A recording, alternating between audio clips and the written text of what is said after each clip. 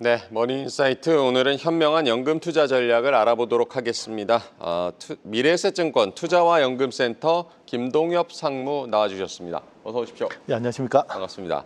최근 우리 시장 분위기가 그래도 좋은데 워낙 변동성도 지금 큰 상황이고요. 전체 자산 배분 측면에 좀 어려움도 있는데요. 지금 같은 이런 변동성이 큰 시장에서는 아무래도 적립식 투자가 유리하다고 보십니까? 적립 투자하시는 분들이 많은데 이유는 두 가지가 있는 것 같아요. 네. 특히나 이제 금방 말씀하신 연금 가입자분들은 상황이 적립식을 할 수밖에 없는 상황입니다. 매달 네. 일정한 금액을 불입해서 목돈을 만들기 위한 거기 때문에 꾸준히 적립해서 이제 자산을 키우는 게 목적일 때는 뭐 시장 상황과 관련 없이 하는 게 중요한 것 같고요. 네. 두 번째 이제 목돈을 가지고 투자할 때 마켓 타이밍을 노리기가 되게 어렵잖아요. 좋은 타이밍에 투자한다는 게 대부분 사람들이 보면 높을 때 들어가서 낮을 때 파는 거꾸로 투자를 하는 경우들이 많은데 이럴 때 이제 금액을 좀 나눠서 투자하는 적립 투자 이제 시장 상황에 맞게끔 하는 게 되게 중요합니다. 그러면 매달 일정한 금액을 투자했을 때 높을 때는 좀 적게 사고 주가가 낮을 때는 좀 많이 사면서 이제 평균 매입 단가를 좀 낮춰갈 수 있잖아요. 그런 방식으로 해서 이제 다시 시장이 상승했을 때 이제 매매를 하거나 하면 좀 수익을 낼 수 있는 방법이 적립식 투자이기 때문에 조금 하락장에서 힘들겠지만 좀 견디는 그게 좀 중요한 것 같습니다. 네, 말씀하신 것처럼 쌀 때 사서 비쌀 때까지 보유하는 전략이 좀 중요하다고 봐야겠고 장기 보유가 유리하다고도 하지만 어떤 종목을 사는가 또 어떤 자산을 사는가도 중요할 텐데 어떤 조언들을 좀 해주십니까? 일단 당연히 투자한다 그러면 좋은 종목 고르는 거, 네. 그 좋은 때 투자하는 거, 종목 선택이나 마켓 타이밍이 중요한데 그것도 중요하지만 이제 연금과 같은 장기적인 자산 관리를 할 때는 네. 그거보다도 더 중요한 게 말씀하셨듯이 자산 배분이 훨씬 더 중요합니다. 그리고 네. 글로벌하게 주식과 채권에 어느 정도 배분을 하는지가 되게 더 중요한 부분인데 이와 관련해서는 여러 가지 연구 성과들이 이미 많이 나와 있어요. 연기금 같은 경우 미국 연기금에서 이제 1974년부터 이제 83년까지 투자 성과를 한번 분석을 해봤더니 종목 선택이나 마켓 타이밍이 미치는 영향은 채 5%가 안 돼요. 네. 한 95% 정도는 이제 자산 배분에 영향을 받기 때문에 좋은 자산을 잘 배분해서 오랫동안 유지하고 있는 것들이 좋은 성과를 가져간다고 보시면 될 것 같습니다. 증권사들 이렇게 뭐 풀이나 이렇게 들어가 보면 자산 배분 솔루션을 좀 자체적으로 많이들 가지고 있고 가장 많이 들어본 것도 포트폴리오 추천 서비스들도 많이 있던데요. 대표적인 게 로보 어드바이저일 텐데 이건 어떻게 활용하면 좋겠습니까? 일단 이제 부유층 같은 경우에는 네. 증권사나 이런 데 가면은 이제 웰스 매니저 서비스, PB 서비스를 다 받으실 네. 수 있잖아요. 근데 일반 중산층이나 이제 연금 가입자 같은 분들은 그런 서비스를 받기가 상당히 어렵죠. 네. 제한되고. 근데 그분들도 투자는 해야 되는 네. 상황이다 보니 이분들한테 이제 어떤 도움을 드릴까 해서 이제 금융회사들이 개발한 게 이제 포트폴리오 추천 서비스라는 게 있습니다. 이걸 이제 구독 형태로 제공하는 데들도 되게 많아요. 구독 신청을 하면 한 일정 주기마다 정기적으로 이제 포트폴리오를 그분 성향에 맞는 것들을 제공을 해주면 그분이 거기에 맞춰서 이제 자기 자산을 운영할 수 있게끔 하는 게 추천 서비스인데 이 중에서 일부는 이제 사람이 추천을 해주는 게 아니고 로보 어드바이저가 추천해준 서비스들이 최근에 조금씩 나오고 있어요. 네. 그래서 그게 이제 로보 어드바이저를 활용한 이제 포트폴리오 구독 아니면 포트폴리오 추천 서비스라고 보시면 될 것 같습니다. 로보 어드바이저는 저도 뭐 써본 적은 없는데 기존 이제 포트폴리오 서비스와 어떤 좀 차이점이 있다고 봐야겠습니까? 그냥 딱 직관적으로 보면 그냥 추천 서비스는 전문가 사람이 하는 거고요. 네. 로보 어드바이저는 말 그대로 알고리즘이 하는 겁니다. 알고리즘 추천하기 때문에 사람이 추천하는 경우에 뭐 전문가들이 잘 하시겠지만 또 시장 상황에 어느 정도 영향을 받을 수는 있죠. 근데 로보 어드바이저가 할 경우에는 이제 순수하게 과거 데이터를 기초로 만드는 알고리즘을 가지고 운영하는 거기 때문에 네. 시장 상황에 조금 더 영향을 덜 받으면서 심리적인 영향은 덜 받으면서 운영을 할 수 있다는 좀 장점이 있는 것 같습니다. 그런 부분에서 사람이 아니냐, 전문가 사람이 하느냐, 아니면 로보 어드바이저 알고리즘이 하느냐, 그 부분이 차이 나는 겁니다. 결국에는 뭐 목적은 하나 안정적인 수익일 텐데요. 로보 어드바이저 서비스 가입하면 어느 정도 수익률을 좀 기대할 수가 있습니까? 일단 단기적으로 이것도 투자 상품을 추천하는 거기 때문에 네. 시장 상황이 안 좋을 때는 수익을 내기는 어려울 것 같아요. 근데 이제 좀 장기적인 관점에서 운영을 한다 그러면 이게 또 자산 배분 비중을 봐야 되거든요. 자기 성향에 따라서. 그래도 뭐 낮은 비중, 안정형 정도를 하더라도 장기적으로 봤을 때는 정기예금보다는 조금 더 나은 수익을 추구할 수 있을 것 같습니다. 네. 포트폴리오 추천을 뭐 잘 받았다고 해도 정기적으로 또 계좌를 들여다보고 리밸런싱을 해라 뭐 이런 이야기들도 많이 있고 제 주변에도 뭐 분기마다 한 번씩 조정하시는 네. 분들도 계시고 이 자산 리밸런싱을 돕는 상품들은 어떤 게 있습니까?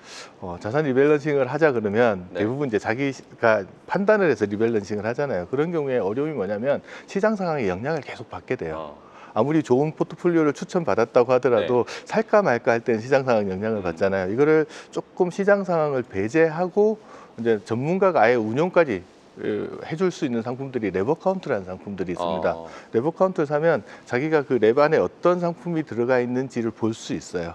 그리고 그 랩에 들어가 있는 상품의 비중하고 상품을 뭐 바꾸는 거 이런 것들을 이제 레버 카운트 매니저들이 다 알아서 해주기 때문에 네.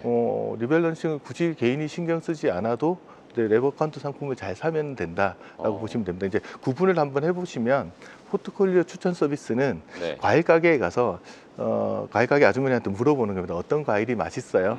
어떤 거 과일 바구니에 담으면 좋을까요? 물어보면 그 추천을 듣고 자기가 판단을 해서 사과도 담고 배도 담고 할 수 있잖아요. 네. 그때 자기 판단이 들어가는데 레버 카운트 서비스라는 것들은 과일 바구니에 이미 과일이 담겨져 있는 겁니다. 그거를 구매한다. 라고 네. 보시면 되고요. 그거를 정기적으로 그 과일 바구니에 이제 담겨 있는 과일들을 정기적으로 알아서 전문가들이 바꿔주는 역할들을 하는 게 레버 카운트라고 보시면 됩니다. 레버 카운트 상품의 성과는 또 어떻습니까? 그것도 마찬가지로 투자 상품이기 때문에 단기적으로는 시장 상황 영향을 좀 받을 수밖에 없는 것 같고요. 장기적으로 운영했을 때는 정기예금 이상의 좋은 수익을 낼 수 있을 것 같습니다. 네. 어쨌든 뭐 시장 상황에 영향을 받을 수밖에 없고 앞서 로보 어드바이저 얘기도 하셨었는데 레버 카운트 상품에도 로보 어드바이저가 또 결합된 상품이 있다고요? 최근에 이제 좀 나오기 시작하는 건데 개인이 이제 전문가들이 운영하는 것도 좋은 서비스 방법 중에 네. 하나지만 이제 그거를 운영하는 주체가 알고리즘인 로보 어드바이저가 이제 운영하는 레버 카운트 상품들이 조금씩 나오고 있고 이제 시장에서 반응을 얻어가는 것 같습니다. 기존 랩 상품과는 또 어떤 차이가 있다고 봐야겠습니까? 크게 보면 말 그대로 사람이 하느냐 알고리즘이 하느냐 네. 이 차이가 가장 큰 거라고 보시면 될 것 같고요. 그다음에 이제 가입할 때 이제 그런 부분들이 뭐 사람이 할 때 장점이 있고 또 알고리즘이 할 때 장점이 있으니까 그거는 이제 좀 시간이 지나면서 어떤 성과가 나오는지를 한번 살펴보면서 판단해 볼 수 있을 것 같습니다. 네, 누구한테 조언을 받을 것이냐 계속 선택의 연장선상이라고 봐야겠고요. 네. 막상 이런 상품 가입하려면 어떤 걸 골라야 하는가 그것도 이제 고민이 클 텐데 금융회사 이제 선택 기준 저희가 어떻게 세우는 게 좋습니까? 일단 편의성을 찾아봐야 되는데 거기에 보면 이제 서비스랑 상품이 있어요. 좋은 상품을 공급해 주는데 좋은 서비스를 공급해 주는 데를 찾는 게 1번인데 네. 그 좋은 서비스를 어떻게 판단할 거냐. 어차피 이제 포트폴리오 추천이 됐던 레버 카운트 상품이 됐던 이런 거 보는 거는 정확하게 정기적으로 추천을 해 주는 거잖아요. 일관적으로 과거의 운용 성과나 앞으로 또 운용 계획에 대해서 리포팅을 해 주느냐. 그걸 또 자기 성향에 맞게끔 그걸 조정을 해주느냐. 그리고 앱 환경이나 요즘은 웹으로 많이 접속을 특히 앱 많이 접속하잖아요. 네. 앱에 들어갔을 때 내가 유저 인터페이스, 사용자 환경이 편리하냐. 그런 것들 다 보셔야 됩니다. 왜냐하면 거래할 때 그것들이 불편하면 네. 하기 힘들잖아요. 그래서 나만의 비서를 하나 둔다라고 생각을 하시는 거기 때문에 그런 서비스 환경들을 잘 보시고 나한테 맞는 추천 서비스를 제공해 주는지 꼼꼼하게 좀 살펴보신 다음에 선택하면 좋을 것 같습니다. 네. 또 연금 계좌 안정적으로 운영한 솔루션 중에서는 최근에 많이 들어본 것이 또 TDF, 뭐 퇴직연금 계좌 들어가 보면 TDF 상품들도 많이 있는데 TDF 상품에 대해서는 어떻게 보고 계십니까? TDF라는 거는 타겟 데이트 펀드라는 게 하나의 펀드입니다. 이제 네. 펀드를 사면 그 안에 어떤 종목을 운영하는지는 다 펀드 매니저한테 일임해서 운영을 하는 거잖아요. 근데 일반 펀드랑 타겟 데이트 펀드의 가장 큰 차이점은 뭐냐 그러면 네. 타겟 데이트 펀드는 목표 시점이라는 걸 가지고 있습니다. 그 뭐냐 그러면 이 목표 시점을 정해두고 그 시점에 맞춰서 주식과 채권 비중을 알아서 조정을 해주는 상품이 타겟 데이트 펀드인데 네. 보통은 이 목표 시점을 직장인들 같은 경우에는 은퇴 시점에 맞춥니다. 자기가 은퇴하는 연도를 그 펀드 뒤에 숫자가 4자리가 정해져 있는데 그 숫자를 정하시면 돼요. 예를 들어 2050년에 은퇴가 예정돼 있는 직장이라 그러면 펀드 이름 뒤에 2050이라고 돼 있는 걸 고르면 지금 현재는 그 정도 상품을 고르면 주식 비중이 한 80% 내외 정도 될 겁니다. 근데 2050년이 다가오면서 그 비중을 알아서 조금씩 줄여주면서 그 은퇴하는 시점이 되면 40% 이하까지 알아서 낮춰주는 상품이 타겟 데이트 펀드다. 이 과정에서 내가 굳이 비중을 조정하는데 신경을 그렇게 쓰지 않아도 되기 때문에 직장인들 입장에서 일하는 데 좀 집중하시면서 자산 운영을 이 펀드에 맡겨놓고 운영하는 데 괜찮을 것 같고요. 장기적으로 운영 성과를 쭉 지켜봤더니 저도 개인적으로 이 펀드를 많이 투자하고 있기는 한데 정기예금보다 훨씬 나은 성과를 장기적으로 보여주는 것 같습니다. 네, 마지막으로 연금 투자할 때 가장 뭐 유의해야 될 점 어떤 것들 좀 조언을 해주십니까? 정금 투자를 한다 그러면 처음에 마음은 장기적인 관점에서 한다 그러는데 시장상에 자꾸 부안해동해서 샀다 팔았다를 반복하거든요. 네. 근데 대부분 쌀 때 사서 비싸게 팔면 수익이 나는데 대부분 투자자들이 비쌀 때 사서 싸게 파는 경향들이 있습니다. 그래서 적립식 투자랑 자산 배분을 좀 염두에 두시고 꾸준하게 좀 장기적인 관점에서 운영하는 게 이게 뭐 공자님 말씀 같지만 네. 투자에서 성공할 수 있는 가장 큰 좋은 비결인 것 같습니다.